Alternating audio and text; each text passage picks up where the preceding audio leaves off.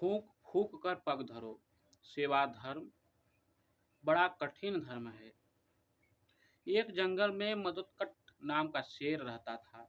उसके नौकर चाकरों में कौवा, गीदड़, बाघ, चीता आदि अनेक पशु थे।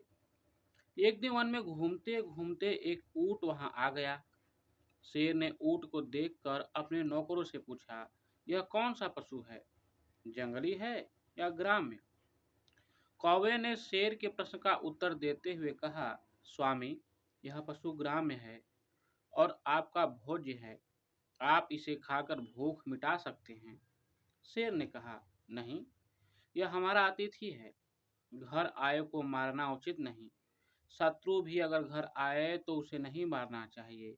फिर यह तो हम पर विश्वास करके हमारे घर आया है। इसे मारना पाप है। इसे अभय दान देकर मेरे पास लाओ। मैं इससे वन में आने का प्रयोजन पूछूंगा। शेर की आज्ञा सुनकर अन्य पशु ऊंट को, जिसका नाम कृतनक था, शेर के दरबार में लाए। ऊंट ने अपनी दुख भरी कहानी सुनाते हुए बतलाया कि वह अपने साथियों से बिछड़कर जंगल में अकेला रह गया है। शेर ने उसे धीरज बंधाते हुए कहा, अब तुझे ग्राम में जाकर भार ढोने की कोई आवश्यकता नहीं है। जंगल में रहकर हरी भरी घास से सा आनंद पेट भरो और स्वतंत्रता पूर्वक खेलो कूदो। शेर का श्वासन मिलने पर ऊंट जंगल में आनंद से रहने लगा। कुछ दिन बाद उस वन में एक मतवाला हाथी आ गया। मतवाले हाथी ने अपने अनुचर पशुओं की रक्षा करने के लिए शेर को हाथी से युद्ध करना पड़ा। युद्ध में जीत तो शेर की ही हुई, किंतु हाथी ने भी जब एक बार शेर को सूंड में लपेटकर घुमाया तो उसका अस्थि पंजर हिल गया। हाथी का एक दांत भी शेर की पीठ में चुभ गया। प्रथम इस युद्ध तंत्र के बाद शेर मित्र बहुत भेद। घायल हो गया था और नए शिकार के योग्य नहीं रहा था। शिकार के अभाव में उसे बहुत दिन से भोजन नहीं मिला था।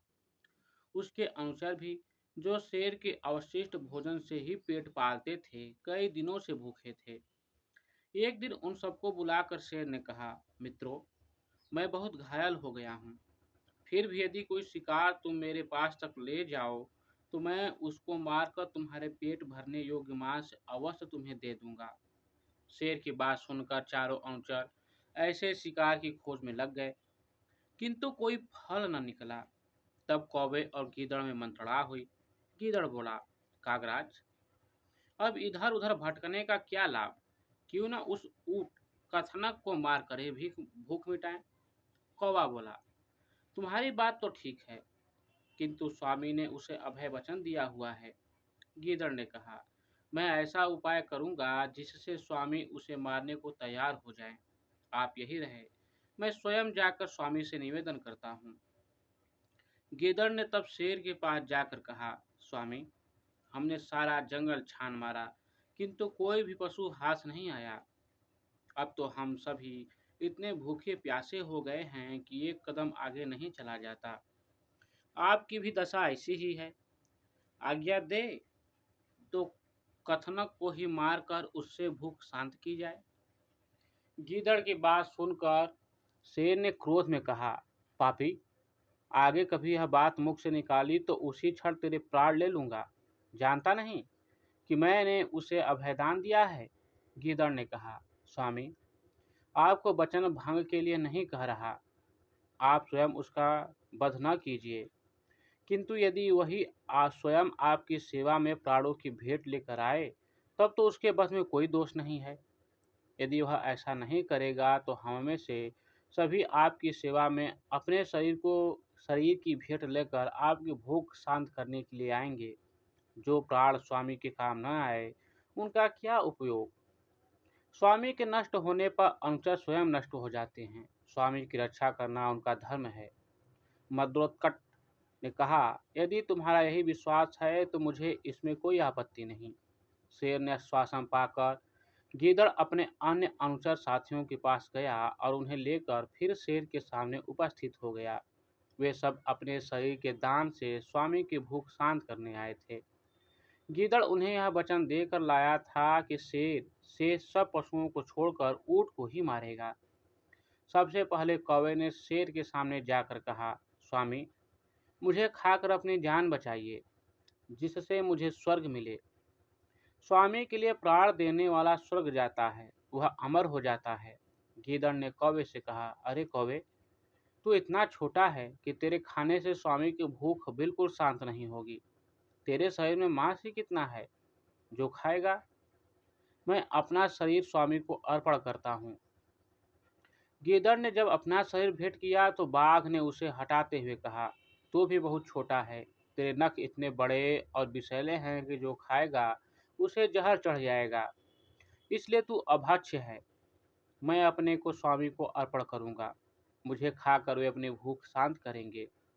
उसे देखकर कसनक ने सोचा कि वह भी अपने शरीर को अर्पण कर दे। जिन्होंने ऐसा किया था उसमें से शेर ने किसी को भी नहीं मारा था, इसलिए उसे भी मरने का डर नहीं था। यही सोचकर कृतनक ने भी आगे बढ़कर बाघ को एक ओर हटा दिया और अपने शरीर को शेर को अर्पण किया। तब शेर का इशारा पाकर गीदड़, चीता, बाघ आदि पशु उस पर टूट पड़े और उसका पेट फाड़ डाला। सबने उसके मांस से अपनी भूख शांत की। संजीवक ने दमनक से कहा, तभी मैं कहता हूँ कि छल कपट से भरे वचन सुनकर किसी को उन पर विश्वास नहीं करना चाहिए, और यह कि राजा के अनुचर जिसे मरवाना चाहे उसे किसी न किसी उपाय से मरवा ही देते हैं। निसंदेह किसी नीच ने मेरे विरुद्ध राजा पिंगलक को उकसा दिया है। अब दमनक भाई, मैं एक मित्र के नाते तुमसे पूछता हूँ कि मुझे क्या करना चाहिए। दमनक ने कहा, मैं तो समझता हूँ कि ऐसे स्वामी की सेवा का कोई लाभ नहीं है। अच्छा है कि तुम यहाँ से जाकर किसी दूसरे देश में घर बनाओ। ऐसी उल्टी राह पर चलने वाले स्वामी का परित्याग करना ही अच्छा है। संजीवक ने कहा, दूर जाकर भी अब छुटकारा नहीं है। बड़े लोगों से शत्रुता लेकर कोई कहीं शांति से नहीं बैठ सकता। अब तो युद्ध करना ही ठीक जचता है। युद्ध में एक बार ही मौत मिलती है, किंतु शत्रु से डरकर भागने वाला तो प्रतिक्षण चिंतित रहता है। इस चिंता से एक बार की मृत्यु कहीं अच्छी है। दमनक ने जब संजीवक को युद्ध के लिए तैयार देखा तो वह सोचने लगा, कहीं ऐसा न हो यह अपने पैने सिंहों से स्वामी पिंगलक का पेट फाड़ दे। ऐसा हो गया तो महान अनर्थ हो जाएगा। इसलिए वह फिर संजीवक को देश छोड़कर जाने की प्रेरणा प्रदान करता हुआ बोला, मित्र, तुम्हारा कहना भी सच है, किंतु स्वामी और नौकर के युद्ध से क्या लाभ। विपक्षी बलवान हो तो क्रोध को पी जाना ही बुद्धिमता है। बलवान से लड़ना अच्छा नहीं, अन्यथा उसकी वही गति होती है जो टिटिहरे से लड़कर समुद्र की हुई थी। संजीवक ने पूछा, कैसे। दमनक ने तब टिटिहरे की यह कथा सुनाई। बड़े पत्थर खाने आए। शत्रु अधिक बलवान हो तो क्रोध प्रकट न करें, शांत हो जाएं। समुद्र तट के एक भाग में एक टिटहरी का जोड़ा रहता था। अंडे देने से पहले टिटहरी ने अपने पति को किसी सुरक्षित प्रदेश की खोज करने के लिए कहा। टिटिहरे ने कहा, यहाँ सभी स्थान पर्याप्त सुरक्षित हैं, तो चिंता न कर। टिटिहरी समुद्र में जब ज्वार आता है तो उसकी लहरें मतवाले हाथी को भी खींच ले जाती है, इसलिए हमें इन लहरों से दूर कोई स्थान देख रहना चाहिए। टिटिहरा कहा, समुद्र इतना दुस्साहसी नहीं है कि वह मेरी संतान को हानि पहुंचाए। वह मुझसे डरता है, इसलिए तू निशंक होकर यहीं तट पर अंडे दे। समुद्र ने टिटिहरी की ये बातें सुन ली। उसने सोचा, यह टिटिहरा बहुत अभिमानी है, आकाश की ओर टांगे करके भी इसीलिए सोता है कि इन टांगों पर गिरते हुए आकाश को थाम लेगा। इसका अभिमान भंग होना चाहिए। यह सोचकर उसने ज्वार आने पर टिटिहरी के अंडों को लहरों में बहा दिया। टिटिहरी जब दूसरे दिन आई तो अंडों को बहता देखकर रोती बिलखती टिटिहरे से बोली, मूर्ख, मैंने पहले ही कहा था कि समुद्र की लहरें इन्हें बहा ले जाएंगी, किंतु तूने अभिमानवश मेरी बात पर ध्यान नहीं दिया। अपने प्रियजनों की कथन पर भी जो कान नहीं देता, उसकी वही दुर्गति होती है जो उस मूर्ख कछुए की हुई थी, जिसने रोकते रोकते भी मुंह खोल दिया था। टिटिहरे ने टिटहरी से पूछा, कैसे। टिटिहरे ने तब मूर्ख कछुए की कथा सुनाई। हित चिंतक मित्रों की बात पर जो ध्यान नहीं देता है वह मूर्ख नष्ट हो जाता है। एक तालाब में कम्बुग्रीव नाम का कछुआ रहता था। उसी तालाब में प्रतिदिन आने वाले दो हंस, जिनका नाम संकट और विकट था, उसके मित्र थे। तीनों में इतना स्नेह था कि रोज शाम होने तक तीनों मिलकर बड़े प्रेम से कथालाप किया करते थे। कुछ दिन बाद वर्षा के अभाव में वह तालाब सूखने लगा। हंसों को यह देखकर कछुए से बड़ी सहानुभूति हुई। कछुए ने भी आंखों से आंसू भरकर कहा, अब यह जीवन अधिक दिन का नहीं है। पानी के बिना इस तालाब में मेरा मरण निश्चित है। तुमसे कोई उपाय बन पाए तो करो। विपत्ति में धैर्य ही काम आता है। यत्न से कम सब काम सिद्ध हो जाते हैं। बहुत विचार के बाद यह निश्चय किया गया कि दोनों हंस जंगल से एक बांस की छड़ी लाएंगे। कछुआ उस छड़ी के मध्य भाग को मुख से पकड़ लेगा। हंसों का यह काम होगा कि वो दोनों ओर से छड़ी को मजबूती से पकड़कर दूसरे तालाब के किनारे तक उड़ते हुए पहुंचेंगे। यह निश्चय होने के बाद दोनों हंसों ने कछुए को कहा, मित्र, हम तुझे इस प्रकार उड़ते हुए दूसरे तालाब तक ले जाएंगे, किंतु एक बात का ध्यान रखना, कहीं बीच में लकड़ी को छोड़ मत देना, नहीं तो तू गिर जाएगा। कुछ भी हो, पूरा मौन बनाए रखना। प्रलोभनों की ओर ध्यान न देना। यह तेरी परीक्षा का मौका है। हंसों ने लकड़ी को उठा लिया। कछुए ने उसे मध्य भाग से दृढ़तापूर्वक पकड़ लिया। इस तरह निश्चित योजना के अनुसार वे आकाश में उड़े जा रहे थे कि कछुए ने नीचे झुककर उन नागरिकों को देखा जो गर्दन उठाकर आकाश में हंसों के बीच किसी चक्राकार वस्तु को उड़ता देखकर कौतूहल व शोर मचा रहे थे। उस शोर को सुनकर कम्बुग्रीव से नहीं रहा गया। वह बोल उठा, अरे, यह शोर कैसा है? यह कहने के लिए मुंह खोलने के साथ ही कछुए के मुख से लकड़ी की छड़ी छूट गई और कछुआ जब नीचे गिरा तो लोगों ने उसकी बोटी बोटी कर डाली। टिटहरी ने यह कहानी सुनाकर कहा, इसलिए मैं कहती हूँ कि अपने हित चिंतकों की राय पर न चलने वाला व्यक्ति नष्ट हो जाता है। बल्कि बुद्धिमानी बल्कि बुद्धिमानों में भी वही बुद्धिमान सफल होते हैं जो बिना आई आपत्ति का पहले से ही उपाय सोचते हैं, और वे भी उसी प्रकार सफल होते हैं जिनकी बुद्धि तत्काल अपनी रक्षा का उपाय सोच लेती है। पर जो होगा देखा जाएगा कहने वाले शीघ्र ही नष्ट हो जाते हैं। टिटहरे ने पूछा, यह कैसे? टिटिहरी ने कहा, सुनो, जो होगा देखा जाएगा कहने वाले नष्ट हो जाते हैं। दूरदर्शी बनो। एक तालाब में तीन मछलियां थीं, अनागत विधाता, प्रत्युत्पन्नमति और यब्धविस्य। एक दिन मछियारों ने उन्हें देख लिया और सोचा, इस तालाब में खूब मछलियां हैं। आज तक कभी इसमें जाल भी नहीं डाला है, इसलिए यहाँ खूब मछलियां हाथ लगेंगी। उस दिन शाम अधिक हो गई थी, खाने के लिए मछलियां भी पर्याप्त मिल चुकी थी। अतः अगले दिन सुबह ही वहां आने का निश्चय करके वे चले गए। अनागत विधाता नाम की मछली ने उसकी बात सुनकर सब मछलियों को बुलाया और कहा, आपने उन मछियारों की बात सुन ली है। रातों रात ही हमें यह तालाब छोड़कर दूसरे तालाब में चले जाना चाहिए। एक क्षण की भी देर करना उचित नहीं। प्रत्युत्पन्नमति ने भी उसकी बात का समर्थन किया। उसने कहा, परदेश में जाने का डर प्रायः सबको नपुंसक बना देता है। अपने ही कुएं का जल पिएंगे, यह कहकर जो लोग जन्म भर खारा पानी पीते हैं वे कायर होते हैं। स्वदेश का यह राग वही गाते हैं जिनकी कोई और गति नहीं होती। उन दोनों की बातें सुनकर यद्भवती नाम की मछली हंस पड़ी। उसने कहा, किसी राह जाते आदमी के वचन मात्र से डरकर हम अपने पूर्वजों के देश को नहीं छोड़ सकते। दैव अनुकूल होगा तो हम यहाँ भी सुरक्षित रहेंगे, प्रतिकूल होगा तो अन्यत्र जाकर भी किसी के जाल में फंस जाएंगे। मैं तो नहीं जाती, तुम्हें जाना हो तो जाओ। उसका आग्रह देखकर अनागत विधाता और प्रत्युत्पन्नमति दोनों सपरिवार पास के तालाब में चली गई। यद् भविष्य अपने परिवार के साथ उसी तालाब में रही।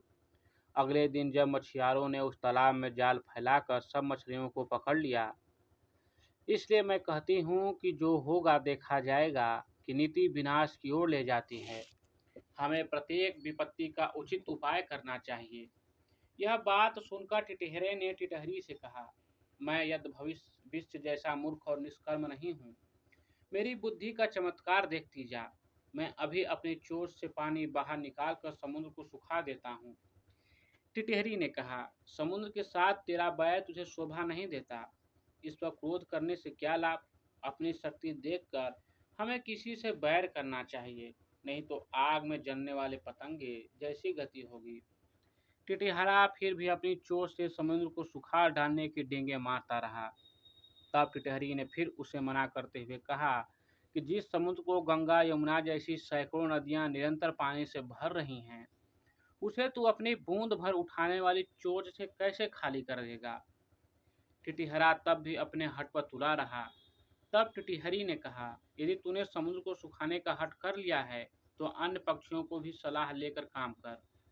कई बार छोटे छोटे प्राणी मिलकर अपने से बहुत बड़े जीव को भी हरा देते हैं, जैसे चिड़िया, कटफोड़े और मेढक ने मिलकर हाथी को मार दिया था। टिटिहरी ने पूछा, कैसे? टिटिहरी ने तब चिड़िया और हाथी की यह कहानी सुनाई। छोटे और निर्बल भी संख्या में बहुत होकर दुर्जय हो जाते हैं। जंगल में वृक्ष की एक शाखा पर चिड़ा चिड़ी का जोड़ा रहता था। उनके अंडे भी उसी शाखा पर बने घोंसले में थे। एक दिन मतवाला हाथी वृक्ष की छाया में विश्राम करने आया। वहां उसने अपने सूंड में पकड़कर वही शाखा तोड़ दी जिस पर चिड़ियों का घोंसला था। अंडे जमीन पर गिरकर टूट गए। चिड़िया अपने बच्चों अंडों के टूटने से बहुत दुखी हो गई। उसका विलाप सुनकर उसका मित्र कठफोड़वा भी वहां आ गया। उसने शोकातुर चिड़ा चिड़ी की धीरज बंधाने का बहुत यत्न किया, किंतु उसका विलाप शांत नहीं हुआ। चिड़िया ने कहा, यदि तू अपना सच्चा मित्र है तो मतवाले हाथी से बदला लेने में हमारी सहायता कर। उसको मार कर ही हमारे मन को शांति मिलेगी। कठफोड़वा ने कुछ सोचने के बाद कहा, यह काम हम दोनों का ही नहीं है, इसमें दूसरों की भी सहायता लेनी पड़ेगी। एक मक्खी मेरे मित्र है, उसकी आवाज़ बहुत सुरीली है, उसे भी बुला लेता हूँ। मक्खी ने भी जब कठफोड़वे और चिड़िया की बात सुनी तो वह मतवाले हाथी को मारने में उनको सहयोग देने को तैयार हो गई। किंतु उसने भी कहा कि यह काम हम तीन का ही नहीं, हमें औरों की भी सहायता ले लेनी चाहिए। मेरा एक मित्र मेढक है, उसे भी बुला लाऊं। तीनों ने जाकर मेघनाद नाम के मेढक को अपनी दुख भरी कहानी सुनाई। मेढक उनकी बात सुनकर मतवाले हाथी के विरुद्ध षड्यंत्र में शामिल हो गया। उसने कहा, तभी तो मैं कहती हूँ कि छोटे और निर्बल भी मिलजुल कर बड़े बड़े जानवरों को मार सकते हैं। टिटिहरा ने कहा, अच्छी बात है, मैं भी दूसरे पक्षियों की सहायता से समुद्र को सुखाने का यत्न करूंगा। यह कहकर उसने बगुले, सारस, मोर आदि अनेक पक्षियों को बुलाकर अपनी दुख कथा सुनाई। उन्होंने कहा, हम तो अशक्त हैं, किंतु हमारा राजा गरुड़ अवश्य इस संबंध में हमारी सहायता कर सकता है। तब सब पक्षी मिलकर गरुड़ के पास जाकर रोने और चिल्लाने लगे, गरुड़ महाराज, आपके रहते पक्षी कुल पर समुद्र ने यह अत्याचार कर दिया है। हम इसका बदला चाहते हैं। आज उसने टिटहरी के अंडे नष्ट किए हैं, कल वह दूसरे पक्षियों के अंडों का बहा ले जाएगा। इस अत्याचार की रोकथाम होनी चाहिए, अन्यथा संपूर्ण पक्षी कुल नष्ट हो जाएगा। गरुड़ ने पक्षियों का रोना सुनकर उसकी सहायता करने का निश्चय किया। उसी समय उसके पास भगवान विष्णु का दूत आया। उस दूत द्वारा भगवान विष्णु ने उसे सवारी के लिए बुलाया था। गरुड़ ने दूत से क्रोध पूर्वक कहा कि वह भगवान विष्णु से कह दे कि वे दूसरी सवारी का प्रबंध कर लें। दूत ने गरुड़ के क्रोध का कारण पूछा तो गरुड़ ने समुद्र के अत्याचार की कथा सुनाई। दूत के मुख से गरुड़ के क्रोध की कहानी सुनकर भगवान विष्णु स्वयं गरुड़ के घर गए। वहां पहुंचने पर गरुड़ ने प्रणाम पूर्वक विनम्र शब्दों में कहा, भगवान, आपके आश्रय का अभिमान करके समुद्र ने मेरे सभी साथियों के अंडों का अपहरण कर लिया है। इस तरह मुझे भी अपमानित किया है। मैं समुद्र से इस अपमान का बदला लेना चाहता हूँ। भगवान विष्णु बोले, गरुड़, तुम्हारा क्रोध युक्ति युक्त है। समुद्र को ऐसा काम नहीं करना चाहिए था। चलो, मैं समुद्र से उन अंडों को वापस लेकर टिटहरी को दिलवा देता हूँ। उसके बाद हमें अमरावती जाना है। तब भगवान ने अपने धनुष पर आग्नेय बाण को चढ़ाकर समुद्र से कहा, दुष्ट, अभी सब उन अंडों को वापस दे दे, नहीं तो तुझे क्षण भर में सुखा दूंगा। भगवान विष्णु के भय से समुद्र ने उसी क्षण अंडे वापस दे दिए। दमनक ने इन कथाओं को सुनाने के बाद संजीवक से कहा, मैं कहता हूँ कि शत्रु पक्ष का बल जानकर ही युद्ध के लिए तैयार होना चाहिए। संजीवक ने कहा, दमनक, यह बात तो सच है, किंतु मुझे यह कैसे पता चलेगा कि पिंगलक के मन में मेरे लिए हिंसा के भाव हैं। आज तक वह मुझे सदा स्नेह की दृष्टि से देखता रहा। उसकी वक्र दृष्टि का मुझे कोई ज्ञान नहीं है। मुझे उसके लक्षण बतला दो, तो मैं उन्हें जाकर आत्मरक्षा के लिए तैयार हो जाऊंगा। दमनक ने कहा, उन्हें जानना कुछ भी कठिन नहीं है।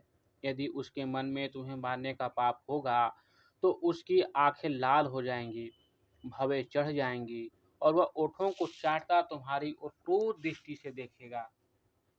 अच्छा तो यह है कि तुम रातों रात चुपके से चले जाओ, आगे तुम्हारी इच्छा। यह कहकर दमनक अपने साथी करकट के पास गया।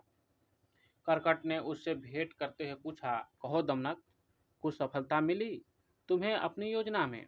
दमनक ने कहा, मैंने तो नीति पूर्वक जो कुछ भी करना उचित था कर दिया। आगे सफलता देव के अधीन है। पुरुषार्थ करने के बाद भी यदि कार्य सिद्धि न हो तो हमारा दोष नहीं। करकट ने कहा, तेरी क्या योजना है? किस तरह नीति युक्त काम किया है तूने, मुझे भी बता। करकट ने कहा, मैंने झूठ बोलकर दोनों को एक दूसरे का ऐसा बैरी बना दिया है कि वे भविष्य में कभी एक दूसरे का विश्वास नहीं करेंगे। करकट ने कहा, यह तूने अच्छा नहीं किया मित्र। दो स्नेही हृदयों में द्वेष का बीज बोना बुरा काम है। दमनक ने कहा, करकट, तू नीति की बातें नहीं जानता, तभी ऐसा कहता है। संजीवक ने हमारे मंत्री पद को हथिया लिया है। वह हमारा शत्रु था।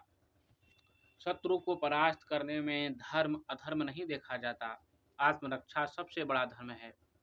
स्वार्थ साधन ही सबसे महान कार्य है। स्वार्थ साधन करते हुए कपट नीति से काम लेना चाहिए, जैसे चतुरक ने लिया था। करकट ने पूछा, कैसे? दावनक ने तब चतुरक, गीदड़ और शेर की यह कहानी सुनाई। कुटिल नीति का रहस्य। स्वार्थ साधन करते हुए कपट से भी काम लेना पड़ता है। किसी जंगल में वज्रदंष्ट नाम का शेर रहता था। उसके दो अनुचर चतुरक, गीदड़ और क्रव्यमुख भेड़िया हर समय उसके साथ रहते थे। एक दिन शेर ने जंगल में बैठी हुई ऊँटनी को मारा। ऊँटनी के पेट में एक छोटा सा ऊँट का बच्चा निकला। शेर को उस पर दया आई। घर लाकर उसने बच्चे को कहा, अब मुझसे डरने की कोई बात नहीं, मैं तुझे नहीं मारूंगा। तू जंगल में आनंद से विहार कर। ऊँट के बच्चे के कान संकुल कील जैसे थे, इसलिए उनका नाम शेर ने शंकु कर्ण रख दिया। वह भी शेर के अन्य अनुचरों के समान सदा शेर के साथ रहता था। जब वह बड़ा हो गया, तब भी वह शेर का मित्र बना रहा। एक क्षण के लिए भी वह शेर को छोड़कर नहीं जाता था। एक दिन उस जंगल में एक मतवाला हाथी आ गया। उससे शेर की जबरदस्त लड़ाई हुई। उस लड़ाई में शेर इतना घायल हो गया कि उसके लिए कदम आगे चलना भी भारी हो गया। अपने साथियों से उसने कहा कि तुम कोई ऐसा शिकार ले आओ जिससे मैं यहाँ बैठा बैठा ही मार दूं। तीनों साथी शेर की आज्ञानुसार शिकार की तलाश करते रहे, लेकिन बहुत यत्न करने पर भी कोई शिकार हाथ नहीं आया। चतुरक ने सोचा, यदि शंकुकर्ण को मरवा दिया जाए तो कुछ दिन की निश्चिंता हो जाए, किंतु शेर ने उसे अभय वचन दिया है। कोई युक्ति ऐसी निकालनी चाहिए कि वह वचन भंग किए बिना इसे मारने को तैयार हो जाए। अंत में चतुरक ने एक युक्ति सोच ली। शंकुकर्ण से वह बोला, शंकुकर्ण, मैं तुझे एक बात तेरे लाभ की ही कहता हूँ। स्वामी का इसमें कल्याण हो जाएगा। हमारा स्वामी शेर कई दिन से भूखा है। उसे यदि तू अपना शरीर दे दे तो वह कुछ दिन बाद दोगुना होकर तुझे मिल जाएगा और शेर की तृप्ति भी हो जाएगी। शंकुकर्ण ने कहा, मित्र, शेर की तृप्ति में तो मेरी भी प्रसन्नता है। स्वामी को कह दो कि मैं इसके लिए तैयार हूँ, किंतु इस सौदे में धर्म हमारा साक्षी होगा। इतना निश्चिंत होने के बाद वे सब शेर के पास गए। चतुरक ने शेर से कहा, स्वामी, शिकार तो कोई भी हाथ नहीं आया, सूर्य भी अस्त हो गया। अब एक ही उपाय है। यदि आप शंकुकर्ण को इस शरीर के बदले द्विगुण शरीर देना स्वीकार करें, तो वह यह शरीर ऋण रूप में आपको देने को तैयार है। शेर ने कहा, मुझे यह व्यवहार स्वीकार है। हम धर्म को साक्षी रखकर यह सौदा करेंगे। शंकुकर्ण अपने शरीर को ऋण रूप में हमें देगा तो हम उसे बाद में द्विगुण शरीर देंगे। तब सौदा होने के बाद शेर के इशारे पर गीदड़ और भेड़िए ने ऊँट को मार दिया। वज्रदंत शेर ने तब चतुरक से कहा, चतुरक, मैं नदी में स्नान करके आता हूँ, तो यहाँ इसकी रखवाली करना। शेर के जाने के बाद चतुरक ने सोचा कोई युक्ति ऐसी होनी चाहिए कि वह अकेला ही ऊँट को खा सके। यह सोचकर वह क्रव्यमुख से बोला, मित्र, तू बहुत भूखा है, इसलिए तू शेर के आने से पहले ही ऊँट को खाना शुरू कर दे। मैं शेर के सामने तेरी निर्दोषता सिद्ध कर दूंगा, चिंता न कर। अभी क्रव्यमुख ने दांत गड़ाए ही थे कि चतुरक चिल्ला उठा, स्वामी आ रहे हैं, दूर हट जा। शेर ने आकर देखा तो ऊँट पर भेड़िए के दांत लगे थे। उसने क्रोध में भौवें तान कर पूछा, किसने ऊँट को जूठा किया है? क्रव्यमुख चतुरक की ओर देखने लगा। चतुरक बोला, दुष्ट स्वयं मांस खाकर अब मेरी ओर क्यों देखता है? अब अपने लिए दंड का भोग। चतुरक की बात सुनकर भेड़िया शेर के डर से उसी क्षण भाग गया। थोड़ी देर में उधर कुछ दूरी पर ऊँटों का एक काफिला आ रहा था। ऊँटों के गले में घंटियां बंधी हुई थी। घंटियों के शब्द से जंगल का आकाश गूंज रहा था। शेर ने पूछा, चतुरक, यह कैसा शब्द है? मैं तो इसे पहली बार ही सुन रहा हूँ, पता करो। चतुरक बोला, स्वामी, आप देर न करें, जल्दी से चले जाएं। शेर ने कहा, आखिर बात क्या है? इतना भयभीत क्यों करता है मुझे? चतुरक ने कहा, स्वामी, यह ऊँटों का दल है। धर्मराज आप पर बहुत क्रुद्ध हैं। आपने उनकी आज्ञा के बिना उन्हें साक्षी बनाकर अकाल में ही ऊँट के बच्चे को मार डाला है। अब वह 100 ऊँटों को, जिसमें शंकुकर्ण के पुरखे भी शामिल हैं, लेकर आपसे बदला लेने आया है। धर्मराज के विरुद्ध लड़ना युक्त नहीं है। आप हो सके तो तुरंत भाग जाइए। शेर ने चतुरक के कहने पर विश्वास कर लिया। धर्मराज से डरकर वह मरे हुए ऊँट को वैसा ही छोड़कर दूर भाग गया। नमनक ने यह कथा सुनाकर कहा, इसलिए मैं तुम्हें कहता हूँ कि स्वार्थ साधन में छल बल सबसे काम ले। दमनक के जाने के बाद संजीवक ने सोचा, मैंने यह अच्छा नहीं किया जो शाकाहारी होने पर एक मांसाहारी से मैत्री की, किंतु अब क्या करूं? क्यों न अब फिर पिंगलक की शरण में जाकर उससे मित्रता बढ़ाऊं।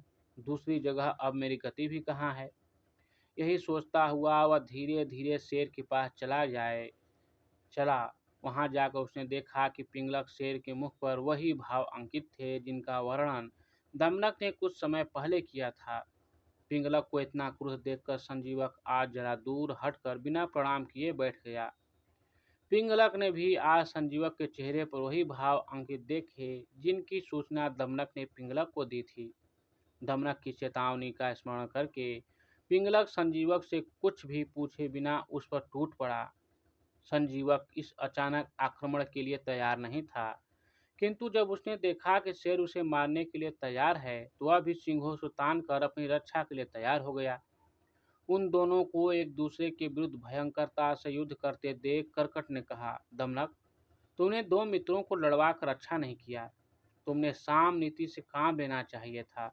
अब यदि शेर का वध हो गया तो हम क्या करेंगे? सच तो यह है कि तेरे जैसा नीच स्वभाव का मंत्री कभी अपने स्वामी का कल्याण नहीं कर सकता। अभी कोई उपाय है तो कर। तेरी सब प्रवृत्तियां केवल विनाशोन्मुख हैं। जिस राज्य का तू मंत्री होगा, वहां भद्र सज्जन व्यक्तियों का प्रवेश ही नहीं होगा। अथवा अब तुझे उपदेश देने का क्या लाभ? उपदेश भी पात्र को दिया जाता है, तो उसका पात्र नहीं। तुझे उपदेश देना व्यर्थ है, अन्यथा कहीं मेरी हालत भी सूचीमुख चिड़िया की तरह न हो जाए। दमनक ने पूछा, सूचीमुख चिड़िया कौन थी? करकट ने तब सूचीमुख चिड़िया की यह कहानी सुनाई। उपदेश से मूर्खों का क्रोध और भी भड़क उठता है, शांत नहीं होता। किसी पर्वत के एक भाग में बंदरों का दल रहता था। एक दिन हेमंत ऋतु के दिनों में वहां इतनी बर्फ पड़ी और ऐसी हिम वर्षा हुई कि बंदर सर्दी के मारे ठिठुर गए। कुछ बंदर लाल फलों को ही अग्नि का समझकर उन्हें फूंक मार मार कर सुलगाने की कोशिश करने लगे। सूचीमुख पक्षी ने तब उन्हें वृथा प्रयत्न से रोकते हुए कहा, ये आग के शोले नहीं, गुंजा फल हैं। इन्हें सुलगाने की व्यर्थ चेष्टा क्यों करते हो? अच्छा यह है कि कहीं गुफा कंदरा में चले जाओ, तभी सर्दी से रक्षा होगी। बंदरों में एक बूढ़ा बंदर भी था। उसने कहा, सूचीमुख, इनको उपदेश न दे, ये मूर्ख हैं। तेरे उपदेश को नहीं मानेंगे, बल्कि तुझे मार डालेंगे। वह बंदर कह ही रहा था कि एक बंदर ने सूचीमुख को उसके पंखों से पकड़कर झकझोर दिया। इसलिए मैं कहता हूँ कि मूर्ख को उपदेश देकर हम उसे शांत नहीं करते और भी भड़काते हैं। जिस चीज को उपदेश देना स्वयं मूर्खता है। मूर्ख बंदर ने उपदेश देने वाली चिड़िया का घोंसला तोड़ दिया था। लमनक ने पूछा, कैसे? करकट ने तब बंदर और चिड़ियों की यह कहानी सुनाई। शिक्षा का पात्र। जिस चीज को उपदेश देना उचित नहीं। किसी जंगल में एक घने वृक्ष की शाखा पर चिड़ा चिड़ी का एक जोड़ा रहता था। अपने घोंसले में दोनों बड़े सुख से रहते थे। सर्दियों का मौसम था। उस समय एक बंदर बर्फीली हवा और बरसात में ठुठुरता हुआ उस वृक्ष की शाखा पर आ बैठा। जड़ा के मारे उसके दांत कटकटा रहे थे। उसे देख चिड़िया ने कहा, अरे, तुम कौन हो? देखने में तो तुम्हारा चेहरा आदमियों का सा है, हाथ पैर भी हैं तुम्हारे, फिर भी तुम यहाँ बैठे हो। घर बनाकर क्यों नहीं रहते? बंदर बोला, अरे, तुझसे चुप नहीं रहा जाता? तू अपना काम कर, मेरा उपहास क्यों करती है? चिड़िया फिर भी कुछ कहती गई और वह चिढ़ गया। क्रोध में आकर उसने चिड़िया के उस घोंसले को तोड़ फोड़ डाला। करकट ने कहा, इसलिए मैं कहता था कि जिस चीज को उपदेश नहीं देना चाहिए, किंतु तुझ पर इसका प्रभाव नहीं पड़ा, तुझे शिक्षा देना ही व्यर्थ है। बुद्धिमान को दी हुई शिक्षा का ही फल होता है। मूर्ख को दी हुई शिक्षा का फल कई बार उल्टा निकल आता है। जिस तरह पाप बुद्धि नाम के मूर्ख पुत्र ने विद्वता के जोश में पिता की हत्या कर दी थी। दमनक ने पूछा, कैसे? करकट ने तब धर्म बुद्धि पाप बुद्धि नाम के दो पुत्र की कथा सुनाई। आयोग को मिले ज्ञान का फल विपरीत ही होता है। किसी स्थान पर धर्म बुद्धि और पाप बुद्धि नाम के दो मित्र रहते थे। एक दिन पाप बुद्धि ने सोचा कि धर्म बुद्धि की सहायता से विदेश में जाकर धन पैदा किया जाए। दोनों ने देश देशांतरों में घूमकर प्रचुर धन पैदा किया। जब वे वापस आ रहे थे तो गांव के पास आकर पाप बुद्धि ने सलाह दी कि इतने धन को बंधु बांधवों के बीच नहीं ले जाना चाहिए। इसे देखकर ईर्ष्या होगी, लोभ होगा। किसी न किसी बहाने से वे बांट कर खाने का यत्न करेंगे। इसलिए इस धन का बड़ा भाग जमीन में गाड़ देते हैं। जब जरूरत होगी, लेते रहेंगे। धर्म बुद्धि यह बात मान गया। जमीन में गड्ढा खोदकर दोनों ने अपना अपना संचित धन वहां रख दिया और गांव में चले आए। कुछ दिन बाद पाप बुद्धि आधी रात को उसी स्थान पर जाकर सारा धन खोद लाया और ऊपर से मिट्टी डालकर गड्ढा भरकर चला आया। दूसरे दिन वह धर्म बुद्धि के पास आया और बोला, मित्र, मेरा परिवार बड़ा है, मुझे फिर कुछ धन की जरूरत पड़ गई है, चलो चलकर थोड़ा थोड़ा और ले आएं। धर्म बुद्धि मान गया। दोनों ने आकर जब जमीन खोदी, वह बर्तन निकाला जिसमें धन रखा था तो देखा कि वह खाली है। पाप बुद्धि सिर पीट कर रोने लगा, मैं लुट गया। धर्म बुद्धि ने मेरा धन चुरा लिया है, मैं मर गया, लुट गया। दोनों अदालत में धर्माधिकारी के सामने पेश हुए। पाप बुद्धि ने कहा, मैं गड्ढे के पास वाले वृक्षों को साक्षी मानने को तैयार हूँ। वे जिसे चोर कहेंगे वह चोर माना जाएगा। अदालत ने यह बात मान ली और निश्चय किया कि कल वृक्षों को ही साक्षी ली जाएगी और साक्षी पर ही निर्णय सुनाया जाएगा। रात को पाप बुद्धि ने अपने पिता से कहा, तुम अभी गड्ढे के पास वाले वृक्ष की खोखली जड़ में बैठ जाओ। जब धर्माधिकारी पूछे तो कह देना कि चोर धर्म बुद्धि है। उसके पिता ने यही किया। वह सवेरे ही वहां जाकर बैठ गया। धर्माधिकारी ने जब ऊंचे स्वर में पुकारा, हे बन देवता, तुम्ही साक्षी हो कि इन दोनों में से चोर कौन है? तब वृक्ष की जड़ में बैठे हुए पाप बुद्धि के पिता ने कहा, धर्म बुद्धि चोर है, उसने ही धन चुराया है। धर्माधिकारी तथा राजपुत्रों को बड़ा आश्चर्य हुआ। वे अभी अपने धर्म ग्रंथों को देखकर निर्णय देने की तैयारी कर रहे थे कि धर्म बुद्धि ने उस वृक्ष को आग लगा दी जहां से वह आवाज आई थी। थोड़ी देर में पाप बुद्धि का पिता आग से झुलसा हुआ उस वृक्ष की जड़ में से निकला। उसने वन देवता की साक्षी का सच्चा भेद प्रकट कर दिया। तब राजपुत्रों ने पाप बुद्धि को उसी वृक्ष की शाखाओं पर लटकाते हुए कहा कि मनुष्य का यह धर्म है कि वह उपाय की चिंता के साथ अपाय की भी चिंता करे, अन्यथा उसकी वही दशा होती है जो उन बगुलों की हुई थी जिन्हें नेवले ने मार दिया था। धर्मबुद्धि ने पूछा, कैसे? राजपुरुषों ने कहा, सुनो, उपाय की चिंता के साथ तजन्य अपाय या दुष्परिणाम की भी चिंता कर लेनी चाहिए। जंगल में एक बड़े वृक्ष की खोल में बहुत से बगुले रहते थे। उसी वृक्ष की जड़ में एक सांप भी रहता था। वह बगुलों के छोटे छोटे बच्चों को खा जाता था। एक बगुला सांप द्वारा बार बार बच्चों को खाए जाने पर बहुत दुखी और विरक्त सा होकर नदी के किनारे आ बैठा। उसकी आंखों में आंसू भरे हुए थे। उसे इस प्रकार दुखमग्न देखकर एक केकड़े ने पानी से निकलकर उसे कहा, मामा, क्या बात है? आज रो क्यों रहे हो? बगुले ने कहा, भैया, बात यह है कि मेरे बच्चों को सांप बार बार खा जाता है।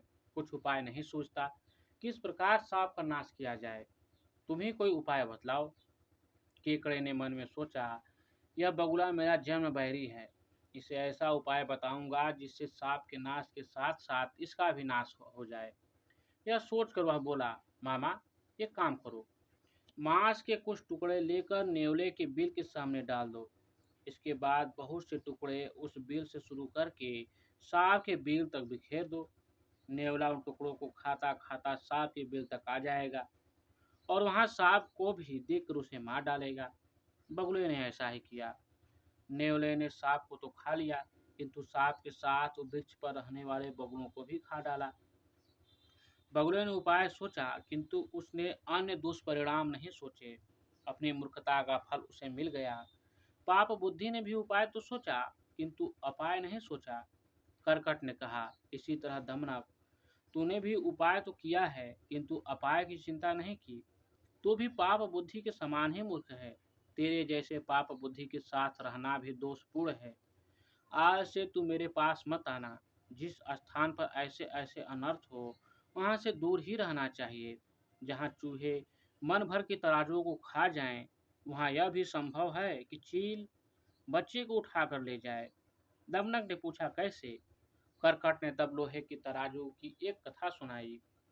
जहाँ मन भर लोहे की तराजू को चूहे खा जाएं, वहाँ की चील भी बच्चे को उठाकर ले जा सकती है। एक स्थान पर जीर्णधन नाम का बनिए का लड़का रहता था। धन की खोज में उसने परदेश जाने का विचार किया। उसके घर में विशेष संपत्ति तो थी नहीं, केवल एक मन भर लोहे की तराजू थी। उसे एक महाजन के पास धरोहर रखकर वह विदेश चला गया। विदेश से वापस आने के बाद उसने महाजन से अपनी धरोहर वापसी मांगी। महाजन ने कहा, वह लोहे के तराजू तो चूहों ने खा ली। बनिया का लड़का समझ गया कि वह उसे तराजू नहीं देना चाहता, किंतु अब उपाय कोई नहीं था। कुछ देर बाद सोचकर उसने कहा, कोई चिंता नहीं, चूहों ने खा डाली तो चूहों का दोष है, तुम्हारा नहीं। तुम उसकी चिंता न करो। थोड़ी देर बाद उस महाजन ने कहा, मित्र, नदी पर स्नान के लिए जा रहा हूँ। तुम अपने पुत्र धनदेव को मेरे साथ भेज दो, वह भी नहा आएगा। महाजन ने बनिए की सज्जनता से बहुत प्रभावित था, इसलिए उसने तत्काल अपने पुत्र को उसके साथ नदी स्नान के लिए भेज दिया। बनिए ने महाराज के पुत्र को वहां से दूर ले जाकर एक गुफा में बंद कर दिया। गुफा के द्वार पर बड़ी सी शिला रख दी, जिससे वह निकल कर भाग न पाए। फिर जब वह महाजन के घर आया तो महाजन ने पूछा, मेरा लड़का भी तो तेरे साथ स्नान के लिए गया था, वह कहाँ है? बनिए ने कहा, उसे चील उठा कर ले गई। महाजन ने कहा, यह कैसे हो सकता है? कभी चील भी इतने बड़े बच्चे को उठाकर ले जा सकती है? बनिए ने कहा, अरे भले आदमी, यदि चील बच्चे को उठाकर नहीं ले जा सकती तो चूहे भी मन भर भारी तराजू को नहीं खा सकते। तुझे बच्चा चाहिए तो तराजू निकाल कर दे दे। इसी तरह विवाद करते हुए दोनों राजभवन में पहुंचे। वहां न्यायाधिकारी के सामने महाजन ने अपनी दुख कथा सुनाते हुए कहा कि इस बनिए ने मेरा लड़का चुरा लिया है। धर्माधिकारी ने बनिए से कहा, इसका लड़का इसे दे दो। बनिया बोला, महाराज, उसे तो चील उठा कर ले गई। धर्माधिकारी ने कहा, क्या कभी चील भी बच्चे को उठा ले जा सकती है? बनिया ने कहा, प्रभु, यदि मन भर भारी तराजू को चूहे खा सकते हैं तो चील भी बच्चे को उठाकर ले जा सकती है। धर्माधिकारी के प्रश्न पर बनिए ने सब वृत्तांत कह सुनाया। कहानी कहने के बाद दमनक ने करकट को फिर कहा, तूने भी असंभव को संभव बनाने का यत्न किया है। तूने स्वामी का हित चिंतक होके अहित कर दिया है। ऐसे हित चिंतक मूर्ख मित्रों की अपेक्षा अहित चिंतक बैरी अच्छे होते हैं। हित चिंतक मूर्ख बंदर ने हित संपादन करते करते राजा का खून ही कर दिया था। दमनक ने पूछा, कैसे? करकट ने तब बंदर और राजा की यह कहानी सुनाई। मूर्ख मूत्र, हित चिंतक मूर्ख की अपेक्षा अहित चिंतक बुद्धिमान अच्छा होता है। किसी राजा के महल में एक बंदर सेवक के रूप में रहता था। वह राजा का बहुत विश्वास पात्र और भक्त था। अंतपुर में भी वह बेरोक टोक जा सकता था। एक दिन राजा सो रहा था। बंदर पंखा झल रहा था। तो बंदर ने देखा एक मक्खी बार बार राजा की छाती पर बैठी। तो उसने पूरे बल से मक्खी पर तलवार का हाथ छोड़ दिया। मक्खी तो उड़ गई, किंतु राजा की छाती तलवार की चोट से टुकड़े टुकड़े हो गई। राजा मर गया। कथा सुनाकर करकट ने कहा, इसलिए मैं मूर्ख मित्र की अपेक्षा विद्वान शत्रु को अच्छा समझता हूँ। इधर दमना करकट बातचीत कर रहे थे। उधर शेर और बैल का संग्राम चल रहा था। शेर ने थोड़ी देर बाद बैल को इतना घायल कर दिया कि वह जमीन पर गिरकर मर गया। मित्र हत्या के बाद पिंगलक को बड़ा पश्चाताप हुआ, किंतु दमनक ने आकर पिंगलक को फिर राजनीति का उपदेश दिया। पिंगलक ने दमनक को फिर अपनी प्रधानमंत्री बना लिया। दमनक की इच्छा पूरी हुई। पिंगलक दमनक की सहायता से राज करने लगा।